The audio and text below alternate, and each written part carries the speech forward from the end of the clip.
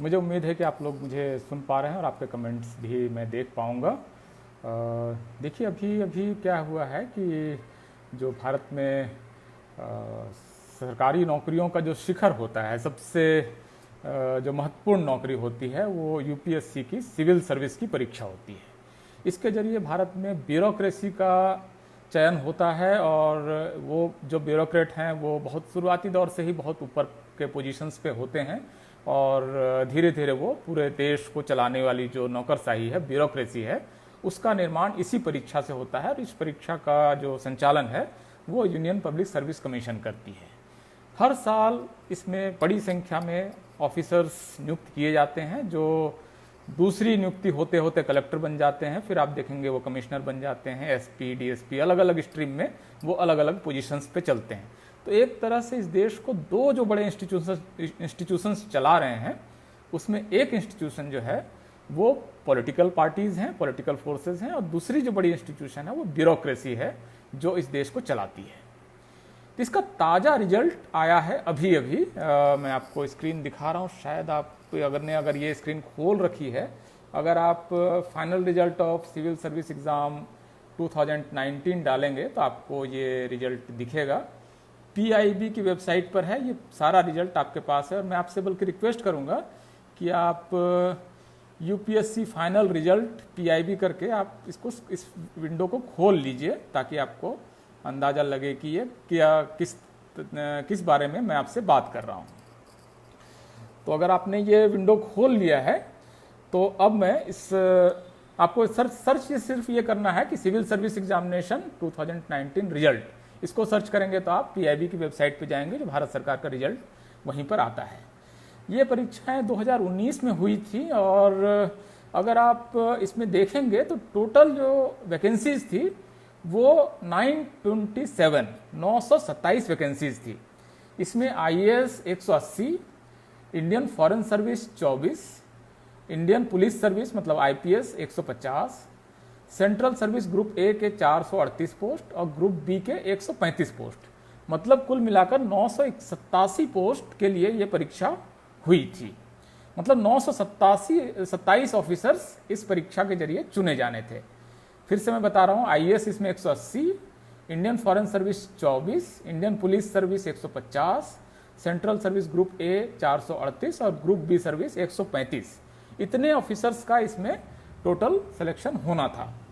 अब इसमें से आपको मैं फिर से ये दिखाता हूँ, इसमें अगर आप देखेंगे, शायद आप देख पाएंगे इसमें, तो आप पाएंगे कि टोटल 397 पोस्ट जो हैं वो जनरल कैटेगरी के लिए हैं, मतलब ओपन पोस्ट हैं। इकोनॉमिकली वीकर सेक्शन जो इस बार से शुरू हुआ है 83 पोस्ट, ओबीसी के 251 पोस्ट, शेड्यूल्ड कास्ट के 129 पोस्ट और शेड्यूल्ड ट्राइब के 67 पोस्ट। ये टोटल इतनी नियुक्तियां इस साल होनी है। तो इतनी नियुक्तियां अगर होनी है तो इसके हिसाब से आप कह सकते हैं कि इतने का रिजल्ट आया होगा, 927 लोगों का रिजल्ट आया होगा। अब मैं आपको इनका रिजल्ट दिखाता हूँ। टोटल जो रिजल्ट है वो आप खोल कर देखिए, फाइनल रिजल्ट जो है।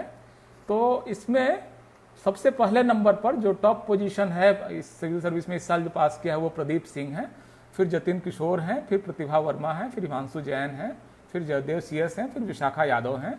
और इस तरह से करते करते अगर आप उसके रिजल्ट के छठे पेज पे जाएंगे तो आपको दिखेगा कि कुल मिलाकर 829 ऑफिसर्स का चयन हुआ है। सुनील कुमार लास्ट आखिरी कैंडिडेट जो हैं वो सुनील कुमार हैं। ये आप फिर से देख सकते हैं, मैंने आपके सामने ये विंडो फिर खोल रखा है। 829 टोटल और इसके बाद कंक्लूडेड लिखा हुआ है। इसका मतलब कि 829 अफसर्स की लिस्ट यूपीएससी ने जारी की है। Union public service commission, new Delhi 69, 4 अगस्त 2020 ये रिजल्ट आपका जारी हुआ है। अब आप कहेंगे कि अगर टोटल 927 अफसरों का सिलेक्शन होना है, विज्ञापन अगर 927 ऑफिसर्स का जारी किया गया है, तो ऐसी हालत में 927 ऑफिसर्स का टोटल सिलेक्शन होना है और आपका रिजल्ट आ रहा है 829 लोगों का। ये क्या है? मतलब अगर पता नहीं, शायद इसको आप रिवर्स में देख रहे होंगे, लेकिन जो भी, मतलब ये कुल मिलाकर आपको बहुत सारे ऑफिसर्स का गैप मिल रहा है। कि 927 अफसरों की नियुक्ति होनी है और 829 का रिजल्ट देना है।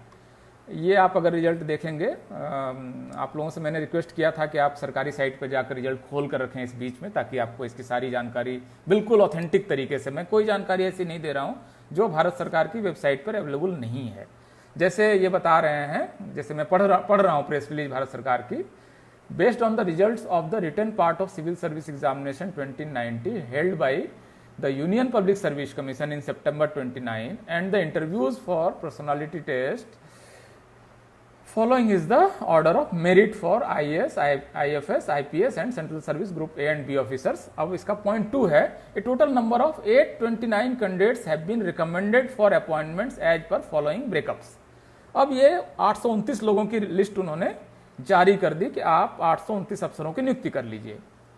इसमें 304 अफसर जनरल कैटेगरी के हैं, ईडब्ल्यूएस के 78 अफसर हैं, ओबीसी के 251, शेड्यूल्ड कास्ट के 129 और एसटी के 67। मुझे उम्मीद है कि आप सारे लोगों ने भारत सरकार की वेबसाइट इस समय खोल रखी होगी, यूपीएससी या पीआईबी या कहीं पर भी भारत सरकार की वेबसाइट से मेरे ख्याल से आप इस समय रिजल्ट देख रहे होंगे। और मैं जो कह रहा हूँ वो ऑथेंटिक है, इसके बारे में आप देख सकते हैं, कोई भी इस टैग को खोल सकता है, खोल के देख सकता है। मतलब कुछ भी ऐसा मैं नहीं बोल रहा हूँ जो कि भारत सरकार नहीं बोल रही है।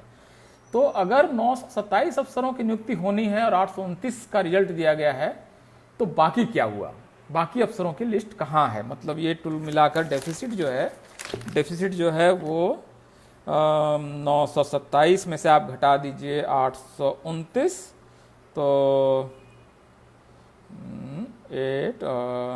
टोटल 927 में से 829 घटाएंगे तो 98 अफसर्स फिर कहाँ गए, ये कहाँ पर है? अब इसके बारे में क्लैरिफिकेशन यूपीएससी दे रहा है। इस क्लैरिफिकेशन को आप फिर भारत सरकार की वेबसाइट में आपको दिखा रहा हूं। इसमें क्या लिखा हुआ है? In accordance with rule 16(4) and 5 of the civil service examination rule 2019, the commission is maintaining a consolidated reserve list of candidate as under general 19, EWS 9, OBC 71, SC 8, ST 7, total 182 candidate की इन्होंने एक रिजर्व लिस्ट जारी कर दी है। Total result ये नहीं दे रहे हैं एक मुश्त, एक साथ ये सारा रिजल्ट नहीं दे रहे हैं। ये टोटल 182 लोगों का रिजल्ट इन्होंने रोक रखा है। यहीं पर दरअसल पेंच है, यहीं पर बहुत बड़ा एक खेल हुआ है। खेल ये है दरअसल दोस्तों कि ये जो 91 ऑफिसर्स हैं, ये बाद में जो नियुक्त किए जाएंगे, ये कौन लोग होंगे? दरअसल ये 91 के 91 ऑफिसर्स जनरल कैटेगरी, जनरल में भी अपर कास्ट से ये 91 ऑफिसर्स दरअसल नियुक्त कर लिए जाएंगे और इस तरह से आपका इस रिजर्वेशन का पूरा जो कॉन्स्टिट्यूशनल फ्रेमवर्क है, इसका उल्लंघन हो जाएगा। ये हुआ क्या है? ओबीसी में 71 की रिजर्व लिस्ट क्या कहती है? क्यों ओबीसी के 71 कैंडिडेट रिजर्व लिस्ट में है? आर्य अभिषेक कह रहे हैं कि फिर से बता दो भाई। मैं पूरा करने के बाद एक बार संक्षेप में एक बार रैपअप फिर से दूंगा, तो जो लोग बीच में जुड़े हैं वो एक बार इसको फिर से सुन ले सकते हैं। मैं आपको ये डिटेलिंग अभी दे रहा हूं, जिन लोगों ने शुरू से देखा है और भारत सरकार की वेबसाइट वो खोल के बैठे हुए हैं, तो उनका समय मैं खराब नहीं करना चाहता हूं। दरअसल हुआ ये है कि ये जो कैंडिडेट हैं, ओबीसी के 71, शेड्यूल्ड कास्ट के 8 और सिविल ट्राइब के 3 और ईडब्ल्यूएस के 9, ये वो कैंडिडेट हैं जो जनरल मेरिट लिस्ट में आ गए हैं। अब चूंकि ये जनरल मेरिट लिस्ट में आ गए हैं और इनको बाहर रखना है, इनको अगर ऑलरेडी ये 91 कैंडिडेट को अगर ये कैंडिडेट को एडजस्ट कर लेते हैं जनरल मेरिट में, तो जनरल कैंडिडेट की संख्या दरअसल घट जाएगी और जो जनरल कैंडिडेट जो अनरिजर्व कैटेगरी है वो सिर्फ 40% रह जाएगी। तो मैं अगर सिविल सर्विस में टॉपर भी हूं तो भी मुझे ये ओबीसी कैटेगरी में प्लेस करना चाहते हैं। इसका मतलब ये हुआ कि ये जो कैंडिडेट्स हैं, ये कैंडिडेट्स अगर जनरल कैटेगरी में जाकर अपना स्थान लेते हैं तो जनरल कैटेगरी छोटी हो जाएगी। सिर्फ ये कोशिश इनकी ये है कि जो जनरल कैटेगरी है, जो जिसको कि इन्होंने दरअसल अपर कास्ट कैटेगरी बना दिया है, वो 50% से कम न हो। दरअसल ये रिवर्स रिजर्वेशन है। ये ओबीसी के कैंडिडेट 71 कैंडिडेट अगर इस समय जनरल कैटेगरी में जाकर अपनी सीट ले लें तो वो जो अनरिजर्व कैटेगरी है वो वहां पर वो अपना स्थान ले लेंगे। दरअसल इसीलिए ये सारा षड्यंत्र रचा गया है कि शेड्यूल्ड कास्ट और शेड्यूल्ड ट्राइब और ओबीसी के जो कैंडिडेट जनरल कैटेगरी में अपना स्थान बना ले रहे हैं मेरिट में। अब हो सकता है कि टॉपर जो प्रदीप सिंह है वो ओबीसी हो, फिर आपको जो आपको वर्मा है वो ओबीसी है, आपको ये इस तरह के बहुत कैंडिडेट टॉप में जो ओबीसी एससी एसटी के कैंडिडेट बहुत बड़ी संख्या में आजकल चुन के आ रहे हैं, उनको किसी तरीके से इनको अपनी कैटेगरी के अंदर पुश कर देना है। तो ये जो भारत सरकार कह रही है कि आर्टिकल रूल 16(4) और 16(5) ऑफ सिविल सर्विस एग्जामिनेशन, वो ये कह रहा है कि आप अगर अपनी कैटेगरी में रहेंगे तो आपको अब ये जो कैटेगरी के बाद इनको अपना जो सर्विस चुनना है, यहां पर वो कह रहे हैं कि अगर आपको आईएएस बनना है तो आप अपनी कैटेगरी के अंदर रहिए ताकि आपकी मेरिट लिस्ट ऊपर रहे। जैसे एक कैंडिडेट हो सकता है कि ओबीसी कैटेगरी में उसका जो रैंक है वो ओबीसी रैंक जो है वो 20 हो, लेकिन वो अगर जनरल लिस्ट में जाएगा तो उसकी रैंक हो सकता है कि 225 हो, तो 225 के साथ उसको आईएएस नहीं मिलेगा। तो सरकार ये कह रही है कि आप अपनी कैटेगरी के अंदर रहिए, तब हम आपको आपकी पसंद की सर्विस देंगे। तो ये जो खेल है कि आपको अपनी सर्विस पसंद की चाहिए तो आप अपनी कैटेगरी में जाइए, और अपनी कैटेगरी में जाते ही वो जगह जो है वो अनरिजर्व कैटेगरी का एक कैंडिडेट जाकर ले लेता है। तो इस तरह से ओबीसी, एससी और एसटी के कैंडिडेट के साथ बहुत बड़ी हकमारी हो रही है, बहुत बड़ा अन्याय हो रहा है। और एक आईएएस अफसर की आप कीमत समझते हैं, वो अपनी दूसरी सर्विस में कलेक्टर बन जाता है और वो करोड़ों रुपए का बजट और हजारों नौकरियां इधर से उधर करने की हैसियत में पहुंच जाता है। तो एक एक पोजीशन जहां इतनी महत्वपूर्ण है, वहां 71 पोजीशन ओबीसी की, 8 पोजीशन शेड्यूल कास्ट की और शेड्यूल ट्राइब की 3 पोजीशन। मुझे लग रहा है कि आप ये सारे नंबर भारत सरकार की वेबसाइट पर इस समय देख पा रहे होंगे, कृपया उसको आप देखिए, सिविल सर्विस रिजल्ट इस बार का देखिए। तो ये कैंडिडेट को किसी तरह से कोशिश है कि अपनी कैटेगरी के अंदर रहो, ताकि आप जो जनरल मेरिट है वहां पर आप अपना स्थान न लें, इसकी पूरी कोशिश है। और इस वजह से ये इतना बड़ा षड्यंत्र भारत में हो रहा है इतने पढ़े लिखे लोगों के साथ। सिविल सर्विस में जो जा रहे हो, जाहिर है कि बहुत पढ़े लिखे समझदार लोग हैं, वो जो कोचिंग कर रहे होंगे वहाँ उनको टीचर्स बता रहे होंगे कि ये क्या हो रहा है। तो ये हर साल अगर भारत सरकार इस तरह से लगातार ओबीसी और एससी और एसटी के कैंडिडेट्स को कहेगी कि आपको अच्छी सर्विस चाहिए तो अपनी कैटेगरी में जाइए, तो ये कितना बड़ा एक अन्याय हो रहा है। और ऐसे अन्याय को दरअसल छिपाने के लिए ही इस तरह के भावनात्मक मुद्दे उछाले जाते हैं। मंदिर का मुद्दा होगा, कभी आपको कुछ भी अनाप शनाप गाय का मुद्दा होगा, जिससे आपकी नौकरी का कोई लेना देना नहीं है, जिससे आपके रोजगार का कोई लेना देना नहीं, आपके करियर का कोई लेना देना नहीं। इस तरह के मुद्दों को दबाए रखने के लिए दरअसल इस तरह के सवाल उठते हैं। और इसके पीछे इस तरह का जब भी कोई मुद्दा उठे, आप गौर से देखिए और क्या हो रहा होगा।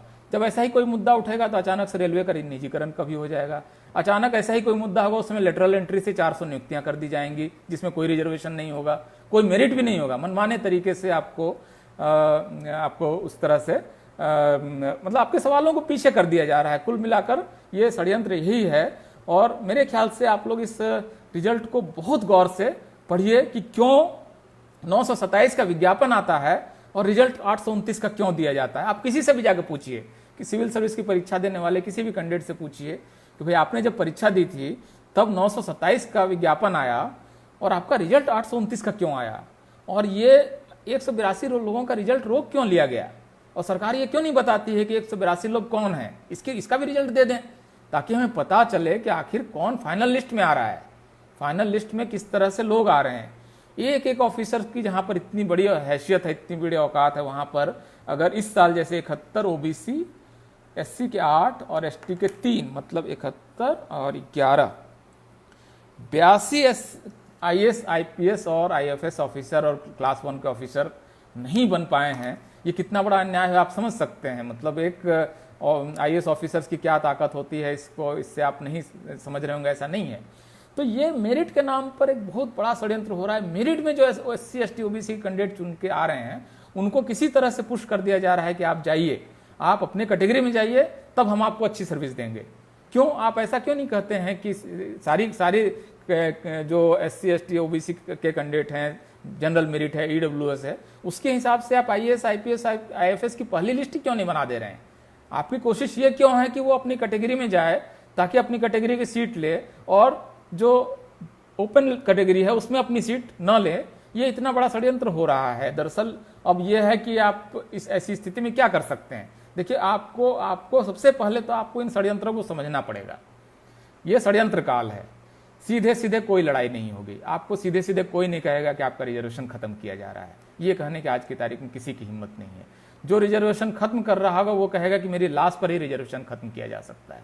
जो लेटरल एंट्री के जरिए हर साल बड़ी संख्या में बगैर रिजर्वेशन के नौकरियां दे रहा है, वही आदमी ये कह रहा है कि मेरी डेड बॉडी पर ही आप रिजर्वेशन खत्म कर सकते हैं और रिजर्वेशन और संविधान के लिए तो मैं अपनी जान दे दूंगा। तो ये इस तरह से आपको षड्यंत्रों के जरिए ही आपसे निपटा जा सकता है। भारत की 85% आबादी को सीधे लड़ाई में कोई हरा नहीं सकता है। उनकी हार होनी है तो षड्यंत्रों के जरिए होनी है। आपके अपने ही लोगों को उस षड्यंत्र में हिस्सेदार बनाकर होना है। SC ST OBC के ही कुछ नेताओं को लालच देकर अपने साथ रखकर ये षड्यंत्र होना है। पहला हमारा दायित्व ये है कि इस तरह के षड्यंत्रों को समझें, रिजल्ट का हमेशा अच्छे से अध्ययन कीजिए कि हुआ क्या है, विज्ञापन को गौर से पढ़िए कि क्या हुआ है, कितने का विज्ञापन है, कितने रिजर्वेशन है, हो क्या रहा है।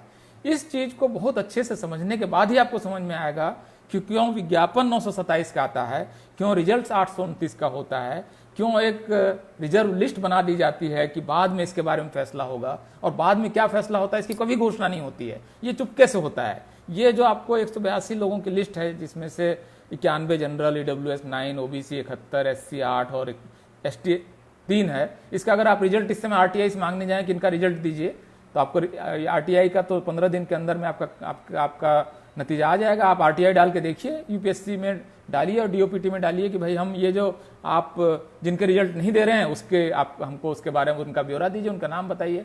तो आपको ये ब्यौरा कतई नहीं दिया जाएगा, इसको हमेशा कॉन्फिडेंशियल रखा जाएगा।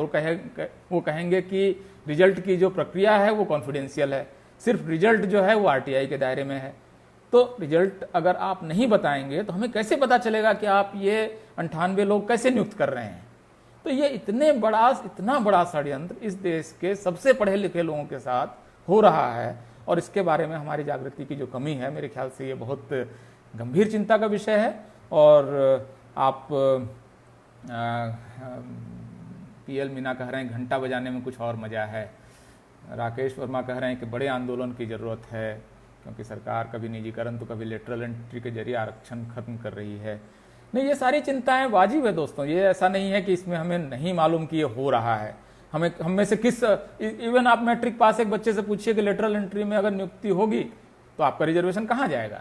आप क्लेम ही नहीं कर सकते हैं, वो लेटरल एंट्री से नियुक्ति कर लेंगे। आप कुछ भी नहीं कर सकते हैं। आपको 9 अभी लेटरल एंट्री से ज्वाइंट सेक्रेटरी भर लिए गए जो ब्यूरोक्रेसी के टॉप के पोस्ट हैं, और 9 में से आपको सारे के सारे अपर कास्ट के कैंडिडेट भर लिए गए। आप क्या कर सकते हैं। तो आप मतलब ठीक है, मतलब और सरकार कहेगी कि आरक्षण पर कोई हमला बर्दाश्त नहीं किया जाएगा। मोदी जी ये घोषणा करेंगे कि मेरे जीते जी कोई आरक्षण पर हमला नहीं हो सकता है। तो ये जो सुब्रमण्यम स्वामी ने कहा था कि देखिए, भारत सरकार रिजर्वेशन खत्म करने की कभी कोई घोषणा नहीं करेगी। हम रिजर्वेशन को इतना कमजोर कर देंगे कि रिजर्वेशन बाद में कोई मांगेगा ही नहीं। मेरे ख्याल से यही रणनीति है, यही स्ट्रेटजी इस समय भारत सरकार अपना रही है। जैसे कि आपको पहले एक तो सिविल सर्विस में ऑफिसर्स की संख्या कम कर दी गई, लगातार 1200 के आसपास अफसर नियुक्त होते थे, इस साल 900 अफसर नियुक्त हो रहे हैं। तो ये सारा षड्यंत्र हो रहा है, और इसको लेकर मुझे लगता है कि बहुत जागृति की जरूरत है। सबसे पहले देखिए, लोकतंत्र है, अगर हम जागृत हैं और अपने लोगों को, पढ़े लिखे लोग हैं तो जाहिर है गांव तक के लोगों को हम उनको जागृत कर सकते हैं। ये क्षमता हमारे अंदर है। हम में से एक आदमी हजार लोगों तक सोशल मीडिया के जरिए पहुंचने की क्षमता रखता है। तो ये जो अब पल्लव तिवारी कह रहे हैं क्यों चूतिया बना रहे हो सबको, मतलब ठीक है, आप अगर लग रहा है, आप खुद भारत सरकार का रिजल्ट देख के मुझे समझाइए कि क्यों 927 का विज्ञापन आया था और क्यों 829 का रिजल्ट आया था। तिवारी जी, मैं मान लूंगा कि आपकी बात सही है कि मैं बेवकूफ़ बना रहा हूँ। आप समझदार बनाइए ना, आप इसी में कमेंट में बताइए उसका कारण क्या है। तो ये ठीक है कि आपके अपने हित हैं, सीधे सीधे बोलिए कि हमारे तिवारी जी का अपना हित है और इसलिए वो अपनी पोजीशन ले रहे हैं। जैसे बाबा साहब ने कहा था कि भाई आप अपने सामुदायिक हितों से गाइड होते हैं, तो जिन समुदाय का हित आरक्षण को कमजोर करने में है, उनका वो अगर आरक्षण को कमजोर कर रहे हैं तो फिर कोई दिक्कत नहीं है, आप ठीक है। लेकिन आपकी पोजीशन कोई न्याय की पोजीशन नहीं है। न्याय की पोजीशन यही है कि 927 का अगर विज्ञापन आया है तो 927 का रिजल्ट भारत सरकार को देना चाहिए। 829 का रिजल्ट भारत सरकार क्यों दे रही है, इसी प्रश्न को सबसे पहले पूछा जाना चाहिए। और इसको लेकर देखिए, अगर आप बात करेंगे तो ये मत कहिए कि नेता क्यों नहीं बोल रहा है। नेता दरअसल आपकी तरफ देख रहे हैं कि अगर आप में पर्याप्त उसको लेकर अवेयरनेस है तो वो आपके साथ खड़े हो जाएंगे। उससे पहले आप उम्मीद करेंगे कि कोई पॉलिटिकल पार्टी खड़ी हो जाएगी, ऐसा नहीं होगा। पढ़े लिखे लोगों का सवाल है, बिल्कुल प्रबुद्ध लोगों का मुद्दा है, कोई भावनात्मक मुद्दा नहीं है। बहुत गौर से अपने दोस्तों के साथ बैठकर भारत सरकार की साइट पर जाकर रिजल्ट देखिए, अध्ययन कीजिए कि हो क्या रहा है, क्यों जितने का विज्ञापन आता है उतने का रिजल्ट क्यों नहीं आता है, एक रिजल्ट लिस्ट गुपचुप तरीके से जो अनाउंस नहीं होती वो क्यों जारी हो जाती है, और उसमें फिर उसमें बाद में किसको नियुक्त कर लिया जाता है। भारत सरकार ये लिस्ट कभी जारी नहीं करती है।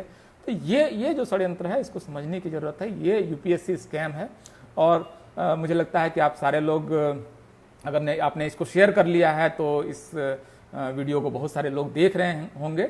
तो मैं एक बार इस पूरे मामले को रैपअप कर देता हूं। इससे पहले मैं आप सारे लोगों से रिक्वेस्ट कर रहा हूं कि एक बार प्लीज़ शेयर बटन एक बार दबा दीजिए ताकि ये वीडियो ज़्यादा लोगों तक पहुंच सके। प्लीज़ एक बार आप शेयर का बटन दबा लें।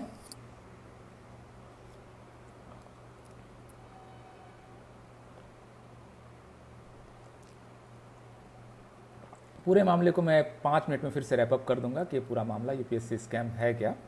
एक बार आप शेयर बटन दबा लें तो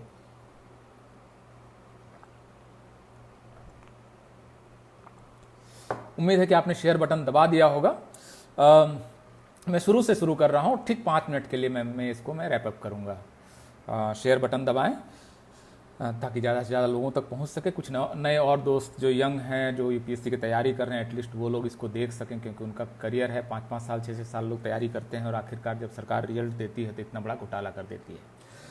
देखिए हुआ क्या है इस साल, मतलब अभी जो रिजल्ट आया है 4 अगस्त को भारत सरकार ने रिजल्ट जारी किया है 12:56 पर। यह रिजल्ट जो है ये 2019 में हुई परीक्षा का है और ये परीक्षा जब विज्ञापन इसका आया था तो टोटल 927 पद के लिए ये विज्ञापन आया था। 927 ऑफिसर्स सेंट्रल सिविल सर्विस में नियुक्त होने थे। इसमें आईएएस के 180 पद, आईएफएस के 24 पद, मतलब इंडियन फॉरेन सर्विस के 24 पद, इंडियन पुलिस सर्विस के 150 पद, सेंट्रल सर्विस ग्रुप ए के 438 पद और ग्रुप बी सर्विस के 135 पद, मतलब कुल मिलाकर 927 पोस्ट के लिए टोटल वैकेंसीज निकली थी। इसमें से जनरल कैटेगरी के लिए 397, ईडब्ल्यूएस के 83, ओबीसी के लिए 251, एससी के लिए 129, एसटी के लिए 67, ये टोटल वैकेंसीज निकली थी। विज्ञापन आप देख सकते हैं, कोई भी आदमी चाहे तो इसका विज्ञापन देख सकता है।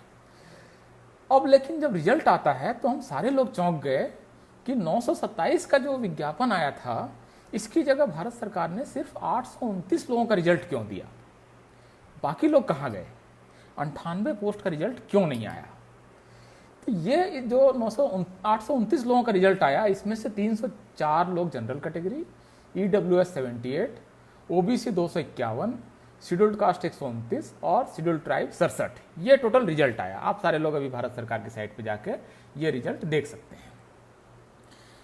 इसके साथ सरकार ने जो प्रेस रिलीज जारी की उसमें यह भी बताया कि इन accordance with rule 16, 4 and 5 of the Civil Service Examination Rules 2019, the Commission is maintaining a consolidated reserve list of candidates as under General Category 91, EWS 9, OBC 71, SC 8, ST 3 and total 182।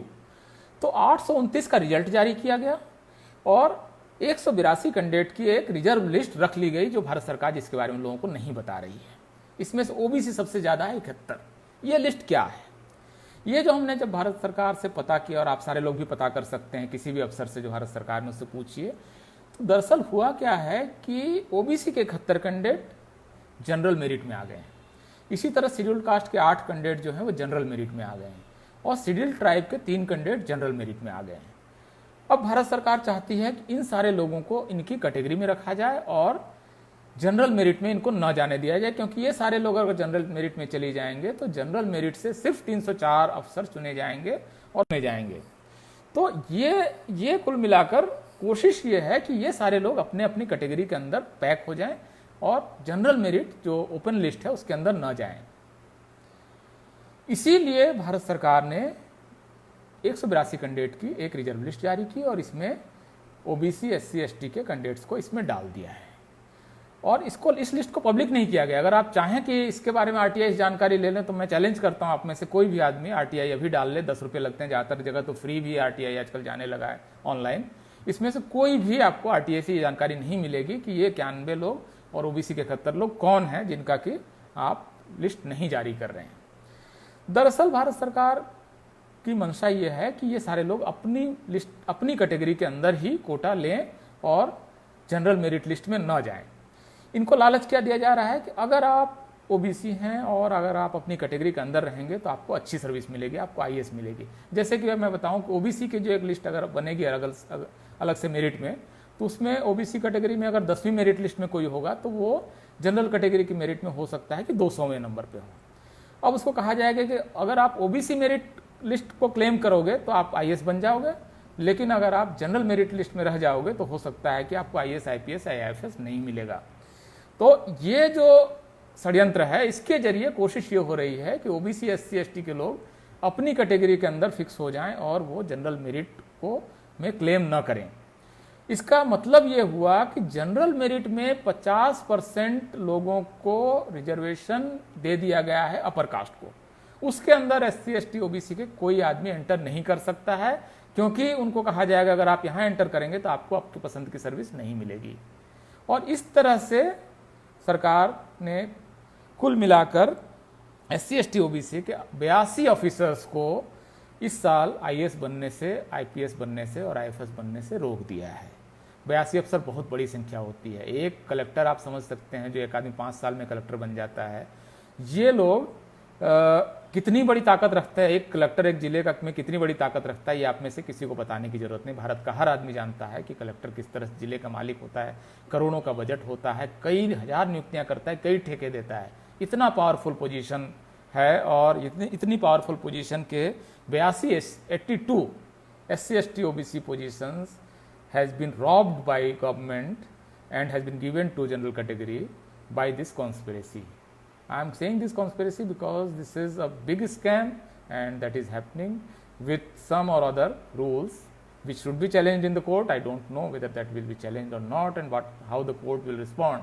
But still, आप अगर इसको आप देखें तो मतलब ये अगर ऐसा मामला है जिस पर कम से कम बात होनी चाहिए, और अगर संविधान में रिजर्वेशन का प्रावधान है तो आपको उसको लागू करना चाहिए, क्योंकि भारत सरकार का हर अधिकारी जो है, हर मंत्री और भारत सरकार का प्रधानमंत्री जो है, उसने संविधान की शपथ ली है। और संविधान के अंदर यूपीएससी का जो एक्ट है वो संविधान से बना है, सिर्फ संविधान के अंदर एक संवैधानिक संस्था है। तो एक संवैधानिक संस्था अगर आरक्षण का उल्लंघन कर रही है तो ये बहुत बड़ी समस्या है, गंभीर समस्या है। मुझे लगता है कि इसको लेकर आपको बात करनी चाहिए। आप सारे लोग भारत सरकार की वेबसाइट पर जाकर इस रिजल्ट को देखें, इसका अध्ययन करें, वकीलों से बात करें, छात्रों से बात करें, कैंडिडेट से बात करें। अमित प्रसाद ये कहने कोई मतलब नहीं कि SC, ST, OBC के लोग घंटा बजाने में लगे हुए हैं। जो लोग घंटा बजा रहे हैं वही लोग दरअसल इस देश में बड़ा बदलाव भी करते हैं। हो सकता है कि आज वो घंटा बजा रहे हों, लेकिन जो घंटा बजा रहा है वो जिंदगी भर घंटा बजाएगा ये मानने के लिए मेरे पास कम से कम कोई कारण नहीं है। इन्हीं लोगों ने इस देश में मंडल कमीशन भी लागू कराया है, रिजर्वेशन भी लागू कराया है और SC, ST एक्ट भी बचाया है। तो घंटा ठीक है बजा रहे हैं, लेकिन घंटा हमेशा बजाते रहेंगे ऐसा भी नहीं है, मतलब कि वो घंटा बजाने के लिए पैदा नहीं हुए हैं। तो अपने हक और अधिकार के लिए और नौकरी का जब मामला आएगा तो निश्चित रूप से कई तरह के हमले हो रहे हैं। आप सही कह रहे हैं प्रवीण कुशवाहा जी, आपकी टिप्पणी भी देख रहा हूँ। राजीव मिश्रा इस तरह के गाली गलौज आपके संस्कार बता रहे हैं, आपने क्या ट्रेनिंग ली है संस्कृत में पता नहीं। आरक्षण विरोधी सरकार, आशीष कुमार यादव।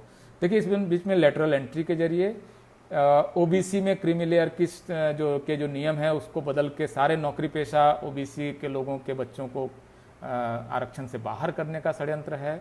निजीकरण के जरिए रेलवे और बैंक में बहुत बड़े पैमाने पर SC, ST, OBC का रिजर्वेशन खत्म करने की कोशिश है। तो इतने सारे षड्यंत्र दरअसल एक साथ हो रहे हैं।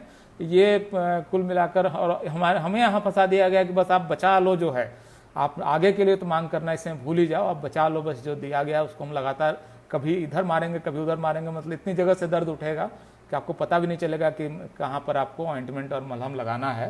तो ये इतने तरफ से ये षड्यंत्र हो रहा है। मुझे मालूम है इसके बावजूद कि आप प्रबुद्ध लोग हैं, समझदार लोग हैं और आप समझते हैं कि ये पावर जो है वो ब्यूरोक्रेसी की क्या है। तो इस बारे में निश्चित रूप से हम लोगों को बात करनी चाहिए। पॉलिटिशियंस को चिट्ठी लिखें, ये रिजल्ट का जो भारत सरकार की वेबसाइट से इस रिजल्ट को निकाल कर इसको भेजें लोगों को, और इस बारे में आप में जागृति निश्चित रूप से है, तभी आपने 1000 से ज़्यादा लोग एक समय इस वीडियो को देख रहे हैं, तो जाहिर है कई लाख लोग फाइनली इस वीडियो को देखेंगे। तो ये सारा ये मामला मेरे ख्याल से बड़ा मामला होने वाला है, और इसको लेकर आप लोग ट्विटर पर भी यूपीएससी स्कैम नाम से एक ट्रेंड अब से थोड़ी देर में चलेगा। आप ट्विटर पर भी आएँ और वहाँ पर भी इसको चलाएं। SC ST OBC के लिए जीवन मरण का प्रश्न है, और इसको आप गंभीरता से लेंगे, इस उम्मीद के साथ आप सबसे मैं विदा चाहता हूँ। जय भीम, जय फुले, जय मंडल।